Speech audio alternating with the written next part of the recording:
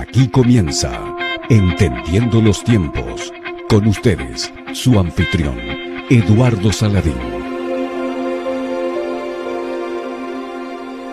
¿Alguna vez te has preguntado si la Biblia puede realmente serte de ayuda con tus problemas más profundos, como es el temor, la depresión, la ansiedad, o luchas con fuertes tentaciones contra uno o varios pecados en particular? ¿O has deseado tener una palabra de parte de Dios al momento de tomar decisiones que son cruciales en tu vida? Como qué carrera vas a estudiar, o dónde debes vivir, o con quién te debes casar dentro de las opciones que tienes. ¿Alguna vez has pensado que la Biblia no es suficiente para vivir una vida de fe en el mundo moderno? Realmente podemos encontrar en las Escrituras todo lo que necesitamos para vivir nuestras vidas cristianas. Y hoy en este programa, Sugel estará tratando este tema y contestando todas nuestras preguntas. ¿Qué te parece, Sugel, esa introducción? Me preocupa porque yo pensé que lo íbamos a hacer entre los dos, responder las preguntas que hay sobre ese tema. No, porque mi papel aquí es de entrevistador, Sugel. Ah, ok. Bueno, yo de vez en cuando te haré una pregunta a ti entonces, Está bien, Sugel. para que vayamos más o menos nivelados. Sugel, si hay algo que vemos en el mundo moderno, en el mundo actual, es que hay muchos ataques del maligno, hay muchas corrientes en el mundo, muy distantes, muy diferentes de lo que nos enseña la palabra de Dios. Y eso ha traído dudas de la suficiencia de la palabra para nosotros vivir nuestras vidas cristianas. Tú sabes que hay muchas prácticas extrabíblicas que se han introducido en la adoración, en el evangelismo, en la consejería cristiana. ¿Qué tú nos dirías ahí? La Biblia siempre ha estado bajo ataque, o para ponerlo en un sentido más general, la palabra de Dios siempre ha estado bajo ataque. Acuérdate que el primer ataque de Satanás a nuestros primeros padres fue con que Dios os ha dicho, o sea, fue un ataque directo a la palabra de Dios. Y a partir de ese momento y a través de toda la historia de la iglesia, nosotros hemos visto aquí y allá personas que atacan la inspiración de las escrituras, es decir, el origen divino de la Biblia, si la Biblia es inerrante, es decir, si la Biblia no tiene error, si la Biblia es infalible. Pero tal vez en los últimos años el ataque más fuerte que ha recibido la Biblia ha sido precisamente en contra de su suficiencia. El hecho de que el hombre haya avanzado tanto en su conocimiento científico, el hecho de que el mundo se haya complejizado tanto, hace que muchas personas se pregunten, ¿pero de verdad nosotros podemos descansar únicamente en la Biblia como el libro que va a resolver todos los problemas? Y en ese sentido, quizás, Eduardo, lo primero que tenemos que hacer es definir a qué nos referimos cuando decimos que la Biblia es suficiente, porque evidentemente la Biblia no es suficiente para cualquier cosa. Por ejemplo, la Biblia no es suficiente para que un médico sepa cómo tratar a sus pacientes. La Biblia no es suficiente para resolver un problema matemático. La Biblia no es suficiente para que un ingeniero sepa cómo calcular la estructura de un edificio. O sea, para eso la Biblia no es suficiente. La Biblia es suficiente para cumplir el propósito para el cual ella fue inspirada. Y es importante que se aclare eso desde el principio de este programa. Dios inspiró la Biblia es su palabra y Él la inspiró con un propósito. Y el punto nuestro es, la Biblia cumple cabalmente el propósito para el cual Dios nos la dio. Ok, las Escrituras nos hablan de todas las cosas que son necesarias para glorificar a Dios. Nos habla de la condición del hombre y cómo puede ser salvo. Nos habla de la fe y la vida, cómo debemos vivir nuestra vida aquí. Todo eso está en las Escrituras. O sea, todo lo que nosotros necesitamos saber para conocer a Dios y ser salvos, para poder glorificarle, como dice nuestra confesión de fe, ¿verdad? Para vivir una vida de fe y obediencia, que sea agradable a Dios. En eso estamos claros, Sugel, y qué bueno que tú haces esa salvedad, que las escrituras son suficientes en esa área, pero que no son un tratado de medicina, de ingeniería, sino que nos habla de nuestra vida espiritual. Vamos a suponer por un momento que nosotros tenemos aquí a un ingeniero, a un abogado, ¿qué fue el otro que mencionamos? A un médico, a una ama de casa, a un ebanista. Aquí tenemos un grupo de personas. ¿Para qué la Biblia es suficiente? Bueno, por un lado, para mostrarle a ese médico, ese abogado, esa ama de casa, cómo ellos pueden conocer a Dios en Cristo. Cómo ellos pueden ser salvos, cómo ellos pueden resolver el más grande de sus problemas, que es el hecho de que nosotros somos pecadores y necesitamos reconciliarnos con Dios. Eduardo, nosotros no necesitamos ningún otro libro aparte de la Biblia para que nos muestre cómo nosotros podemos hacer eso. Pero la Biblia también es suficiente para mostrarle a ese ingeniero, a ese abogado, a ese médico, a esa ama de casa, cómo ellos pueden desempeñar sus diferentes roles glorificando a Dios en cada uno de ellos. O sea, si bien es cierto que la Biblia no le va a enseñar al médico cómo él puede curar a sus pacientes, la Biblia sí le puede enseñar a este médico cómo él puede ejercer su profesión para glorificar a Dios y no para glorificarse a sí mismo, cuáles son las normas éticas que él debe seguir al desempeñarse en su profesión, o cómo, Eduardo, él puede ser al mismo tiempo un buen médico, un buen esposo, un buen padre, un buen hijo, un buen miembro de una iglesia. O sea, la Biblia es suficiente para todo eso. O déjame ponerte lo más complicado. Tanto el médico, el abogado, el ingeniero, el ama de casa, seguramente en el desempeño diario de su vida van a sentir temores, van a luchar con tentaciones, van a sentir ansiedad por cosas aquí o allá. Bueno, la Biblia también es suficiente para lidiar con esas dificultades. Pero si vamos a un plano todavía más general, la Biblia es suficiente para que los pastores sepan cómo deben guiar la iglesia. La Biblia es suficiente para que nosotros sepamos cómo se supone que una iglesia evangeliza a los perdidos, o cómo nosotros debemos conducir un servicio de adoración, o cómo nosotros podemos desempeñar nuestra labor ministerial. La Biblia es suficiente. De hecho, dice Pablo en 2 Timoteo capítulo 3, versículo 16, toda la escritura es inspirada por Dios, y fíjate que ahora dice, y útil para enseñar, para corregir, para redarguir, para instruir en justicia, a fin de que el hombre de Dios sea perfecto o cabalmente maduro, enteramente preparado para toda buena obra. Todo lo que el pastor necesita para guiar a las ovejas de una manera que glorifique al Señor, él lo tiene en la Escritura. Eduardo, fuera de la Biblia, para hacer todas esas cosas, nosotros no necesitamos nada más. Sugel, tú has definido lo que es la suficiencia de las Escrituras, pero a mí me gustaría que tú nos probaras eso ahora a través de la Biblia.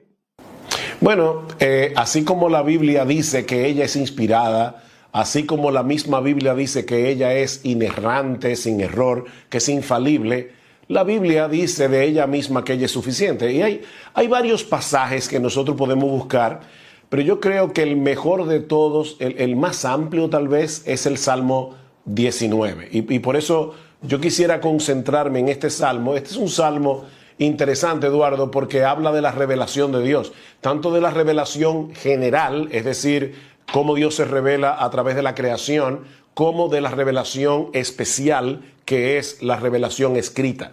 De hecho, el Salmo 19 comienza con una oración una declaración muy conocida para los creyentes. Los cielos cuentan la gloria de Dios, el firmamento anuncia la obra de sus manos. O sea, la creación es un libro que nos habla del poder de Dios, de la sabiduría de Dios. Pero lo cierto es que la creación no me dice cómo es Dios, la creación no me dice cuáles son las normas éticas que yo debo seguir, no me dicen cuáles son los mandamientos de Dios, la voluntad de Dios. Hay un montón de cosas que la creación no me enseña. La creación no me enseña cómo yo puedo ser salvo. Y es por eso que yo necesito la Biblia. Y precisamente el Salmo 19, en la segunda mitad, comienza a hablar de la revelación escrita. ¿Y qué nos dice el Salmo 19 de la revelación escrita? Vamos por parte. Salmo 19, 7. La ley del Señor es perfecta, que restaura el alma. La palabra ley, que aparece allí en la palabra Torah, que significa enseñanza. Aunque normalmente nosotros solemos pensar en la ley como en mandamientos, y otros tal vez piensan en los primeros 5 libros de la Biblia, el Pentateuco. Lo cierto es que la Torah es todo lo que Dios ha revelado en su palabra, porque es toda la enseñanza de parte de Dios. ¿Y qué dice este salmo acerca de la Torah de Dios, la ley de Dios? Dice que es perfecta. Y esa palabra, Eduardo, que aparece allí, la palabra perfecta, significa en hebreo completa, exhaustiva, suficiente. Así que de plano, ya ese salmo nos dice que la Biblia realmente es suficiente para aquello para lo cual Dios nos la dio. Una pregunta, Sugel. Entonces, cuando habla de que es completa, es en relación a la verdad divina. O sea, vamos a decirlo de esta manera, es una regla completa de nuestra vida de fe y de obediencia al Señor. Y es exhaustiva en ese aspecto. O sea, hay cosas evidentemente que a nosotros quizás nos hubiera gustado que Dios nos las revelara en la Escritura, que tienen que ver con nuestra vida de fe. Sin embargo, Dios no nos dice todo lo que nosotros quisiéramos saber, pero sí nos dice en su palabra todo lo que necesitamos saber. Y son dos cosas diferentes, Eduardo, porque en Deuteronomio 29, 29 dice: las cosas reveladas son para nosotros, las secretas son para Dios. Hay cosas que Dios nos las revelará en el cielo cuando nosotros entremos en su presencia, tal vez porque en este momento ni siquiera estamos preparados para poder entenderlas, pero todo lo que necesitamos para una vida que glorifique a Dios, en comunión con Dios, para la gloria de Dios, lo tenemos en la Escritura, y eso es lo que el Salmo está diciendo. De paso, fíjate que dice: la ley del Señor es perfecta. ¿Y qué produce? Que restaura el alma, que convierte el alma. La idea es que transforma, hace que el hombre retorne o sea restaurado al lugar del cual se apartó por causa del pecado. Nosotros llegamos al Señor Jesucristo muy dañados, Eduardo, con muchas ideas equivocadas, muchas mentiras en la mente que tienen que ser despejadas por la palabra del Señor.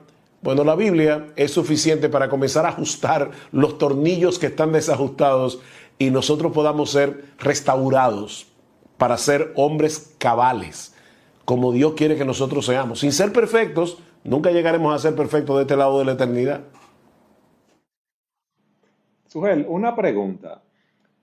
¿Dios utiliza esa palabra aplicada por el Espíritu Santo para revivirnos, para convertirnos, para transformarnos, como tú dices? Totalmente. Y la razón por la que lo hace, la respuesta la tenemos en varios textos de la Biblia, pero quizás uno de los claves es 2 Timoteo capítulo 3, versículo 14. Dice Pablo a Timoteo: desde la niñez tú has sabido las Sagradas Escrituras, las cuales te pueden hacer sabio para la salvación por la fe que es en Cristo Jesús. Entonces, todo lo que yo necesito saber acerca de Cristo como Salvador, de Cristo como Redentor, todo lo que yo necesito saber del Evangelio, cómo yo puedo conectarme con Dios a través de Cristo, lo tengo únicamente en la Biblia. No hay otro libro que pueda ayudarnos en ese sentido. Qué bueno es oír eso, Sugel. Por eso, cada día más debemos apegarnos a esa suficiencia de las Escrituras, a la Biblia, predicar la Biblia y olvidarnos de todas esas corrientes extra bíblicas que vemos a nuestro alrededor. Lamentablemente, como el hombre de hoy, y incluyendo algunos que profesan ser creyentes, no tienen esa confianza en la suficiencia de las Escrituras, tienen que estar buscando aquí y allá respuestas que ya están en la Biblia. Por supuesto, Eduardo, Dios no nos dice todo en la Biblia de la misma forma. O sea, la Biblia no es un manual, vamos a decir así, en orden alfabético. Que yo digo, bueno, deja buscar en la C, crianza de hijos, o déjame buscar en la M de matrimonio. No, la Biblia me enseña a través de mandamientos directos, a través de mandamientos indirectos, me enseña a través de principios generales, me enseña a través de ejemplos. O sea, la Biblia tiene muchas formas de enseñarnos la verdad, pero lo importante es que yo entienda que es un manual completo. De hecho, fíjate lo que sigue diciendo en el versículo 7. Dice, el testimonio del Señor es seguro. Y la palabra allí es fiel, es fidedigno. O sea, Dios no tuerce la verdad, Dios no dice una cosa por otra. La palabra de Dios es fiel.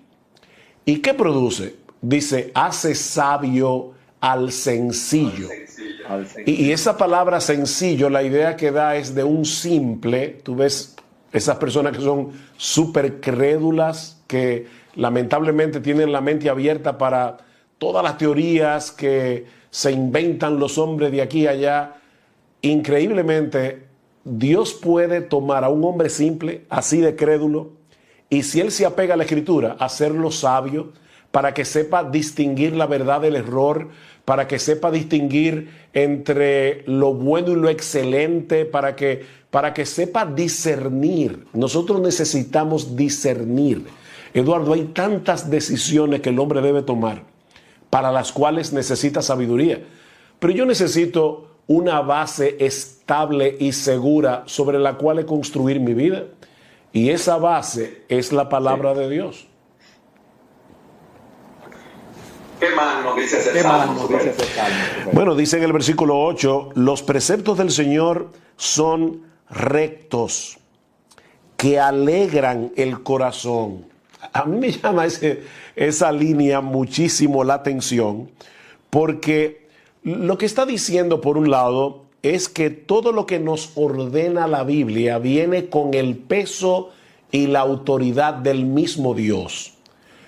Yo sé que los cristianos estamos tan acostumbrados a escuchar la Biblia es la palabra de Dios, que yo me temo, Eduardo, que nosotros perdamos de vista lo glorioso que es tener en nuestras manos un libro como este, que es la palabra de Dios. O sea, lo que aquí dice, amén, lo dice Dios.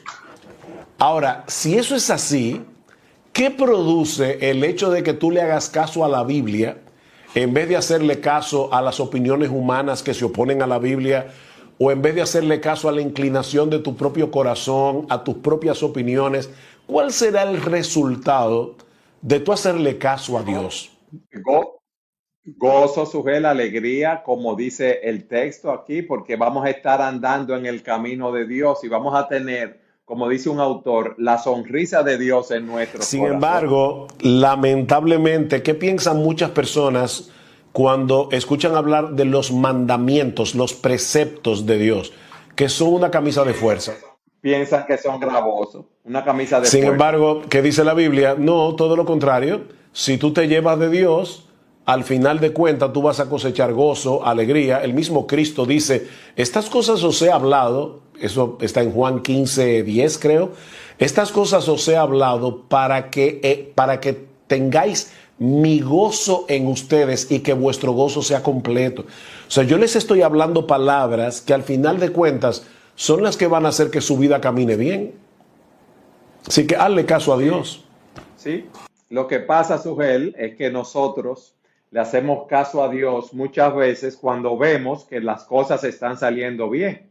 Pero en el momento que viene una situación difícil, nos consideramos tan inteligentes, tan sabios, que decidimos seguir por nuestro propio camino. Y ahí es que nos va mal, ahí es que pecamos, y ahí es que la carga de ese pecado nos quita el gozo en el corazón. Es verdad que a veces hacer la voluntad de Dios te va a traer problemas. Eso es cierto. Pero el gozo del que está hablando aquí no es una alegría superficial que va a venir de manera instantánea.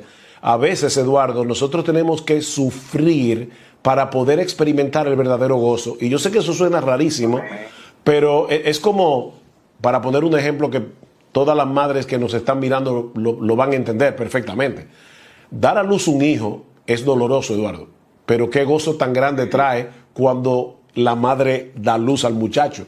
Bueno, de la misma manera, el hacer la voluntad de Dios no va a producir una alegría instantánea. A veces trae problemas, dificultades, tristezas, luchas, pero al final tú vas a cosechar el gozo y el contentamiento que solo Dios puede dar y que solo se puede disfrutar con una conciencia limpia, con una conciencia tranquila. Entonces, que nadie piense aquí que estamos diciendo, mira, sigue la Biblia y tú no vas a tener problemas, tú vas a tener una vida increíble, todo te va a salir bien. Bueno, no necesariamente. O por lo menos, no te va a salir bien en lo que respecta a cómo la gente define eso. Pero te va a ir bien a la manera de Dios. Y eso es lo que queremos, Sujel. Ese salmo dice en cuarto lugar que el mandamiento del Señor es puro, que alumbra los ojos. ¿Qué significa eso? Bueno, eso puede significar una de dos cosas, porque debo ser aquí, ¿verdad?, cuidadoso en cuanto a la palabra pureza aquí. Puede ser que se esté refiriendo al hecho de que la Biblia no tiene error, que la Biblia nunca te va a guiar hacia el pecado. O puede ser, y es lo que personalmente yo creo que el Salmo significa, que esté diciendo que la palabra de Dios no es complicada como para que tú no puedas entenderla. De hecho, fíjate que dice que el temor del Señor es limpio, el mandamiento del Señor es puro, que alumbra los ojos. Alumbra los ojos. Es verdad que la Biblia tiene algunas partes que son complicadas, pero son complicadas no porque Dios esté jugando a las escondidas con nosotros o porque Dios haya puesto las cosas tan difíciles que se necesite de un super coeficiente intelectual para que uno pueda entender la Biblia. Mire, Eduardo, las doctrinas claves de las Escrituras son tan fáciles que cualquiera las puede entender. Y las partes de la Biblia que pueden ser difíciles para nosotros son difíciles por nuestras propias limitaciones como seres humanos. A veces nosotros no tenemos todo el entendimiento de la gramática, a veces no conocemos el contexto, a veces no conocemos toda la historia y por esa razón se nos puede hacer difícil entender algunas partes de las Escrituras. Pero Eduardo, todo lo que nosotros necesitamos para glorificar a Dios, conocer a Dios, arrepentirnos de nuestros pecados, vivir para su gloria, de verdad está tan fácil en la Escritura que tú no te vas a extraviar. Por eso creo que era Mark Twain que decía, a mí no me preocupa de la Biblia esas partes que yo no entiendo, lo que a mí me preocupa son las que yo sí entiendo, porque son las que yo no quiero cumplir muchas veces. Así que la Biblia no es un rompecabezas súper complicado que tú tienes que ser casi un Einstein.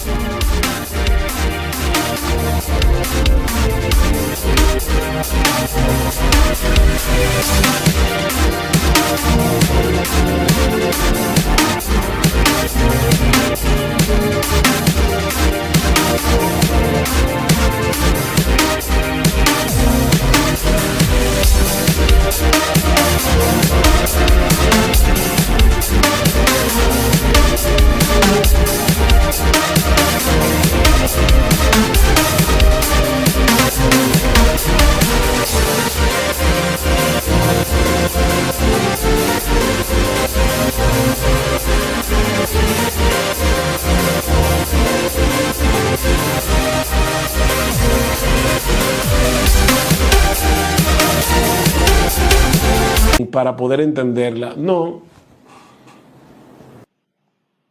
Sujel, ¿qué más nos dice ese texto? Bueno, dice que el temor del Señor es limpio, que permanece para siempre.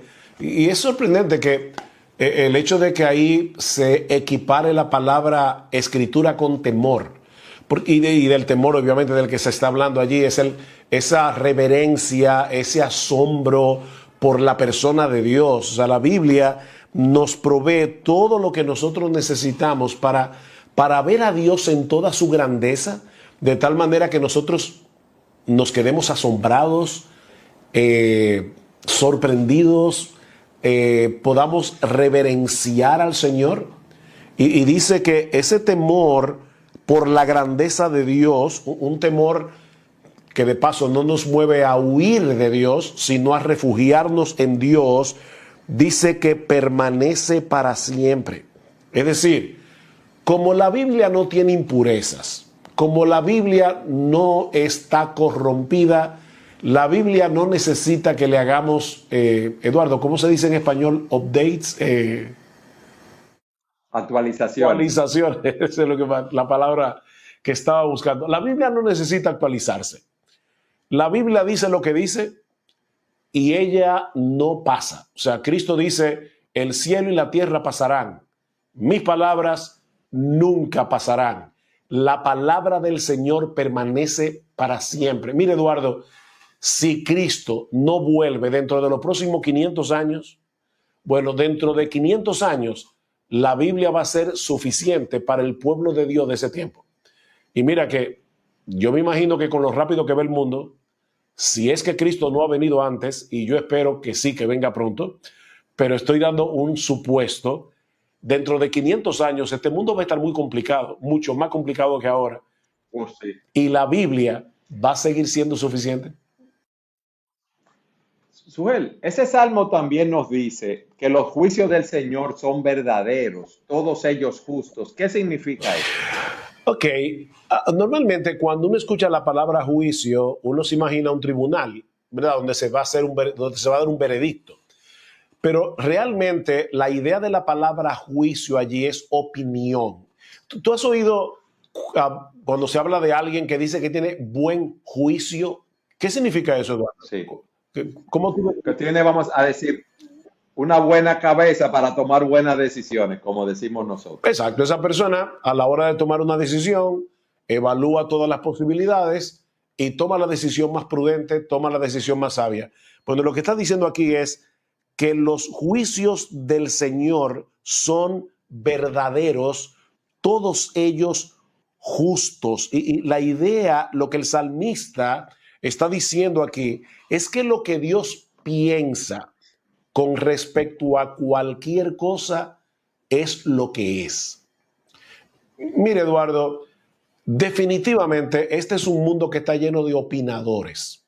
Y uno de los problemas que nosotros tenemos hoy, sobre todo con el alcance que nos ha dado la Internet, es que nosotros tenemos a la mano un montón de opiniones con respecto a un montón de cosas.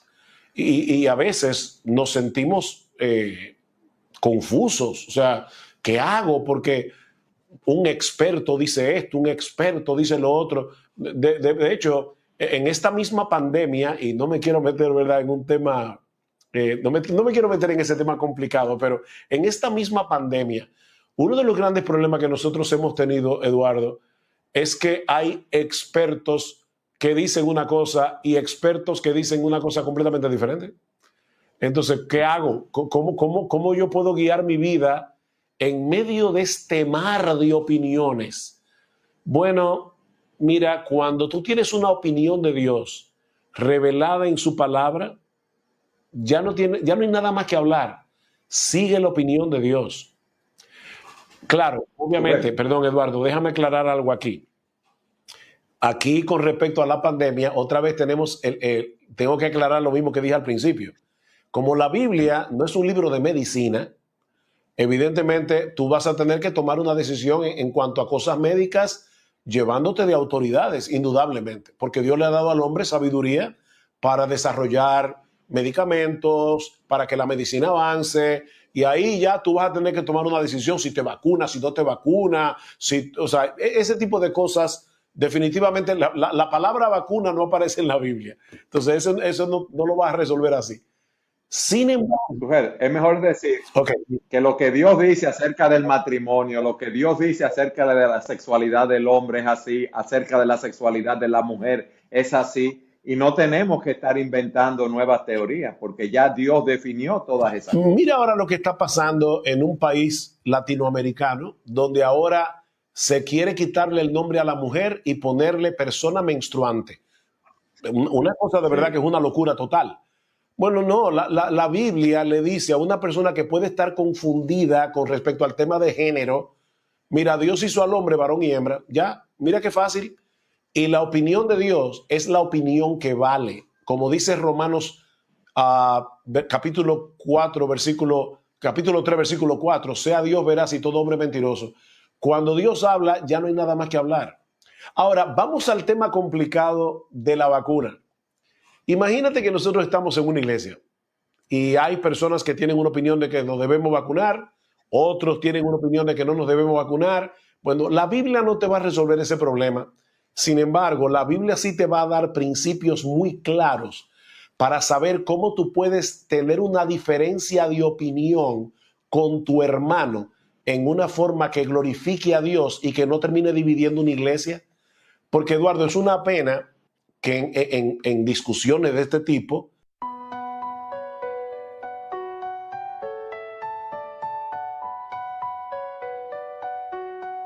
Sunset into eyes, lost and running in the blue. A sea of emotions, where I'm just thinking of you. Your touch is a wave that crashes on my skin. Slipped away in the undertow of our love within. I'm lost in your ocean where the tides are high, drowning in the moment. I'm never saying goodbye. In your love I'm free where the darkness shines. Lost in your ocean, I'm home, I'm mine. Your love is a mist that surrounds me like a cloud. I'm chasing the highs and the lows of our love avowed. In the silence I hear your voice, whispering my name, a siren's call that beckons me to the flames. I'm lost in your ocean where the tides are high, drowning in the moment. I'm never saying goodbye. In your love I'm free where the darkness shines. Lost in your ocean, I'm home, I'm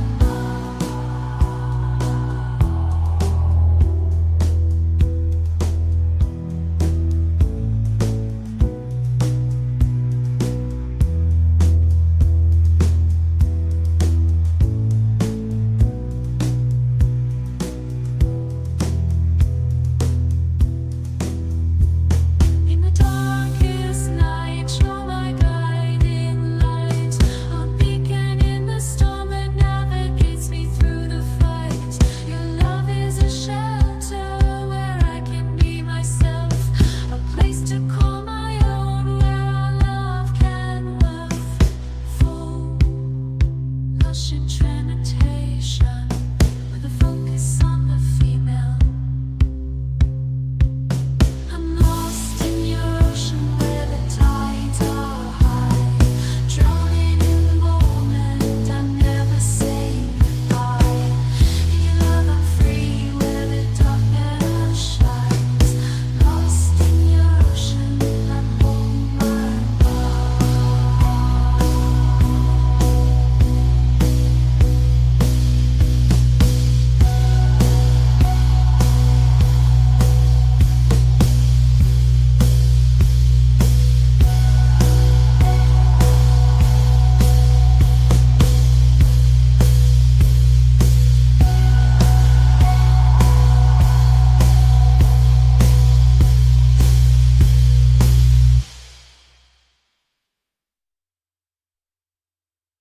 los creyentes estén divididos y peleando. Entonces, La Biblia para eso sí es suficiente, para que yo me comporte de una manera piadosa, aunque yo tenga en esas opiniones humanas una diferencia con un hermano en Cristo. Pero la Biblia para eso sí es suficiente. Ahora, no nos olvidemos, la opinión de Dios con respecto a la crianza, con respecto al matrimonio, con respecto a todo eso, es la opinión que vale. Nadie va a tener una mejor opinión que Dios, porque Él fue que diseñó el mundo y Él fue que nos creó. Sujel, tú nos has dado todas esas características de la suficiencia de las Escrituras, lo que produce en nosotros en el Salmo 19, y hay muchos otros textos que se podrían citar, como es 2 Timoteo capítulo 3, ¿verdad? Del 14 al 17. ¿Cuál será el resultado de uno apegarse a la palabra y a la suficiencia que Dios nos da en ella? Bueno, indudablemente, si tú te llevas de Dios, tú estás construyendo, como dice el mismo Cristo, y Cristo responde a tu pregunta en Mateo 7, tú estás construyendo una casa sobre roca, o sea, tú estás construyendo una casa sobre un fundamento sólido. El Señor Jesucristo dice, el que oye mis palabras y las hace, es como el hombre prudente que edificó su casa sobre una roca. Vienen vientos, vienen ríos, vienen los embates de la vida, vienen las tristezas, vienen las dificultades, y esa casa permanece firme. Pero ¿qué dice el Señor? Amén. Si tú construyes tu casa sobre opiniones humanas y echas a un lado mis palabras, dice Jesús, tú estás construyendo tu casa sobre arena. Y cuando venga el viento, cuando vengan las lluvias, tu casa se va a destruir. Tu vida va a ser una vida desgraciada aquí y va a ser una vida desgraciada por toda la eternidad. Por eso es que, y yo sé que el tiempo se está ya terminando, supongo, Eduardo, yo no quiero dejar... Sí, ya se terminó. ¿Cómo? No, que ya estamos sobre nuestro horario, pero no importa, Sujel, porque está sumamente Y interesante. lo que quiero terminar es con lo que dice el versículo 10 del Salmo 19. Deseables son más que el oro, la palabra de Dios. Sí, más que mucho oro fino, más dulces que la miel y que el destilar del panal. Para un creyente que cree todo eso acerca de la Biblia, no va a tener un tesoro más grande que este libro y no va a tener un deleite más grande que conocer a Dios por medio de este libro. Amén, amén, Sujel. Gracias, hermano, nuevamente por traernos todas estas enseñanzas. La verdad que es un placer poder hablar contigo de estos Amén. temas y la forma como tú lo explicas de una forma tan clara, tan sencilla. Bueno, gloria al Señor por su palabra que es tan clara y tan sencilla. Amén, amén. Y gracias a todos ustedes por habernos acompañado una vez más en su programa Entendiendo los Tiempos.